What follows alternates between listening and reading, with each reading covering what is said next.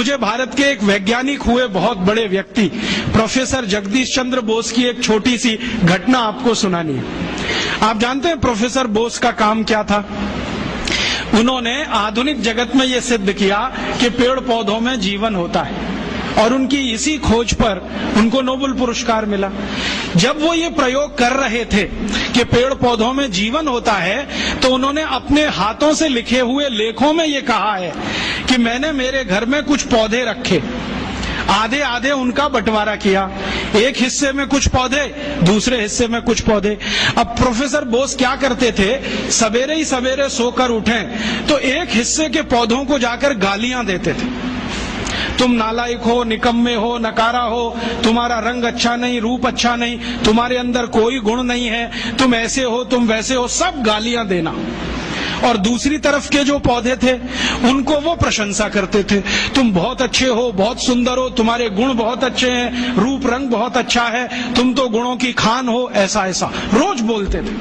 फिर प्रोफेसर साहब खुद अपने लेख में लिखते हैं 6 महीने तक उन्होंने ये किया और दोनों ही पौधों को पानी बराबर दिया, खाद बराबर दिया, समय पर सब कुछ दिया, लेकिन कुछ पौधों को गालियां दी और कुछ को प्रशंसा किया। 6 महीने के बाद परिणाम ये हुआ कि जिन पौधों को गालियां दी गई वो सब सूख गए, सब सूख गए, एक भी हरा नहीं बचा, और जिनकी प्रशंसा की वो 2 गुने से ज्यादा बड़े हो गए। तो प्रोफेसर साहब लिखते हैं कि ये पौधे भी गालियां और प्रशंसा को समझते हैं।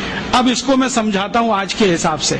भारत को 300 साल अंग्रेजों ने गालियां दिया, तुम नालायक हो, निकम्मे हो, नकारा हो, तुम्हारी सभ्यता खराब है, संस्कृति खराब है, तुमको तो कपड़े पहनना भी नहीं आता, तुमको तो खाना खाना नहीं आता, तुमको सभ्यता का कोई रंच मात्र भी अंदाजा नहीं है, सभ्यता होती क्या है, विज्ञान नहीं जानते, टेक्नोलॉजी नहीं जानते, हम तुमको जो सिखा रहे हैं वही सही है। ये हम सुनते रहे सालों साल।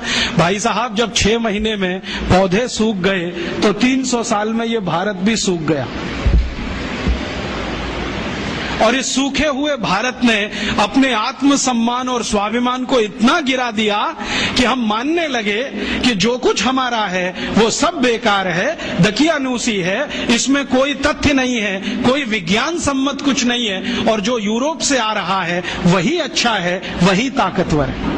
और ये इतना गहरा घुस गया कि हमारा डीएनए बदल गया, हमारा ब्लड बदल गया, शायद हार्मोन्स का बैलेंस चेंज हो गया, शायद बॉडी के केमिकल्स चेंज हो गए।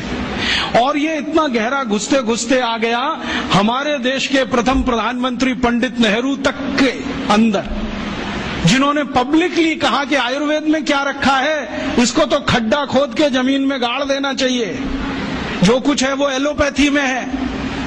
और उन्हीं के एक मानस पुत्र अभी बैठे हुए हैं, मनमोहन सिंह, जो अभी लंदन गए थे, ऑक्सफोर्ड में भाषण करके आए और बोला कि हम तो अंग्रेजों के बहुत आभारी हैं जो वो भारत में आए, हमको चिकित्सा दिया, न्याय दिया, प्रशासन करना सिखाया, तकनीकी और विज्ञान का अंतर समझाया। ये मनमोहन सिंह का भाषण है ऑक्सफोर्ड यूनिवर्सिटी का पिछले साल का, जो लंदन के अखबारों में छपा, और कई अखबारों ने टिप्पणों गालियां देते रहे। हम भी सूख गए, और सूख गए तो अपनी विद्याओं के प्रति निराशा, अपने ज्ञान के प्रति अविश्वास, अपने अंदर आत्मविश्वास की कमी, ये सब हो गया इस देश में।